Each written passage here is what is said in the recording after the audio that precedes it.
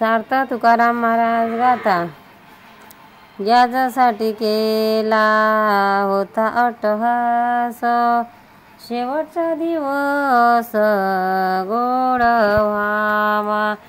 याच्यासाठी केला होता अट्टहास, शेवटचा दिवस गोड व्हावा. आता निश्चितीने पावलो विसावा, कुंटलीय धावा तृष्णेची या. आता निश्चितीने पावलो विसावा, कुंटलीय धावा तृष्णेची या. कौतुक वाटे झाली या विचाचे, नाव मंगळाचे तेने गुणे.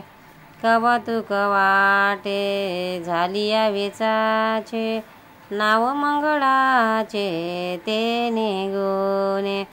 तुका म्हणे मुक्ती परिनिली नोरी, आता दिवस चारी खेळी मेळी.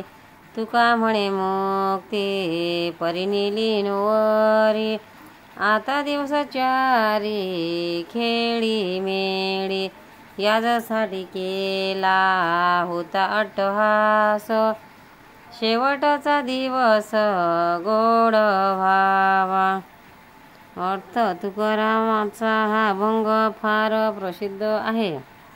त्यातील पहिला चरण सुभाषित म्हणून रूढ आहे. ते म्हणतात, निकराचा प्रयत्न केला होता. आता ते म्हणतात, शेवटचा दिवस चांगला व्हावा म्हणजे अंतकाळी हरीच्या चिंतनात मन राहावे. त्यासाठी भगवंताच्या भक्तीचा अट्टहास म्हणजे असा प्रयत्न केला होता. आता माझ्या तृष्णेची धाव नाहीशी झाली आणि सारी काळजी संपून मला विसावा मिळाला. सगळा जन्मभर नावाचे चिंतनच केले, त्याचे आता मला कौतुक वाटते. मी मुक्तीशी लग्न लावले. आता तिच्यात भोगातो आणि तिच्याशी क्रीडा करण्यात उरलेले 4 दिवस आहेत. सार्थ तुकाराम महाराज गाता, अभंग 763. भक्तीची या पोटी रत्नाची या खाणी, ब्रह्मीची ठेवणी सकळ वस्तू. भक्तीची या पोटी रत्नाची या खाणी, ब्रह्मीची ठेवणी सकळ वस्तू. माऊलीच्या मागे बाळकाशी हारी, एका सूत्रे दोरी ओढतोशे. माऊलीचे मागे बाळकाशी हारी, एका सूत्रे दोरी ओढतसे.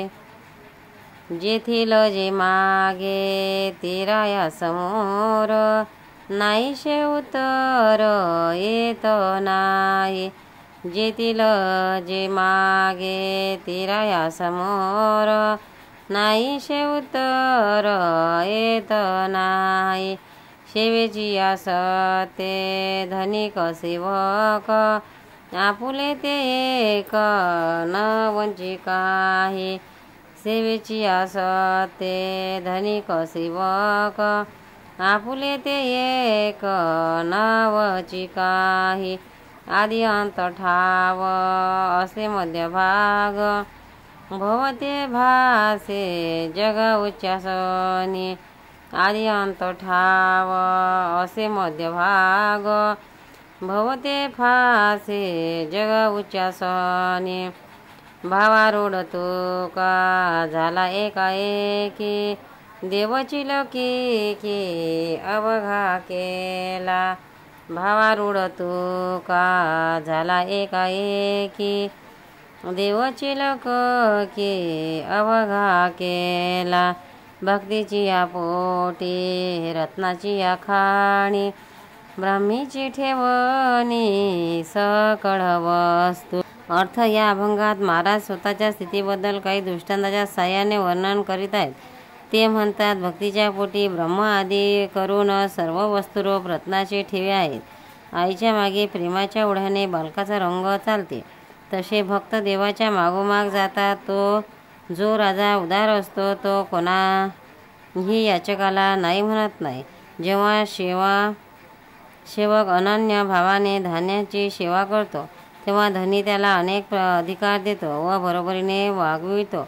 एकदा या सेवकाला धन्याच्या उंच आसनावर बसण्याची सवय झाली म्हणजे त्याची दृष्टी विशाल होती व त्याला जगातील उत्तम काय, मध्यम काय, कनिष्ठ काय ते कळू लागते. तसाच भक्त भगवंताशी समरूप झाला की त्याला जगाचे यथार्थ ज्ञान होते. मी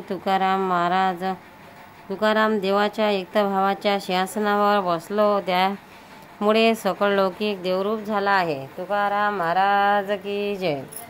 पंढरीनाथ भगवान की जय. भक्तांनो, व्हिडिओ आवडल्यास व्हिडिओला लाईक करा, शेअर करा, सबस्क्राईब करा. तसेच बाजूला असलेल्या बेलवर क्लिक करा म्हणजे याच्यापुढील सर्व व्हिडिओ तुम्हाला सर्वात आधी मिळत जातील. जय श्री कृष्ण.